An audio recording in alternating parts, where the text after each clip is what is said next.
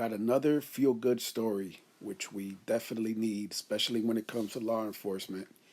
It's New York State Trooper Robert Webster saved a little girl who was choking in upstate New York.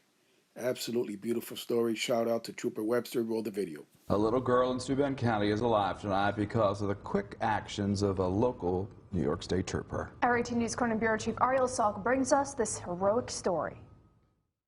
When I showed up on scene, the mom was outside, and you could tell she was really frantic. So it's one of those situations where you're like, all right, this is actually happening. New York State Trooper Robert Webster's quick action saved a young child's life after the 2-year-old fell unconscious. She was eating gummies and drinking milk, at which time she just laid down on the floor and became unresponsive.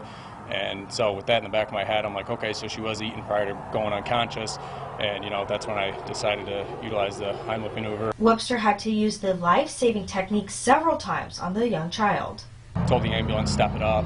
And at that point, I grabbed her again. I started doing the Heimlich a second time. EMS grabbed her out of my hands. She she let out a blood-curdling scream that, as a parent, you're like, all right, she's breathing, she's conscious, she's alert. It was a good scream to hear. Webster is a former Marine and has been serving on the force for almost 4 years, but this save means a lot to him. It's one of the better feelings that I've experienced. It was like, to see that kid lifeless on the couch, to screaming and, crying in the ambulance, blinking, moving, like acting like a child. I was like, oh, it was like a sigh of relief. Webster says that candies like these will serve as a reminder of that day for the rest of his life. If I ever eat another gummy bear day in my life, I'm definitely going to be thinking of that little girl. Reporting in Corning, Ariel Salk, 18 News.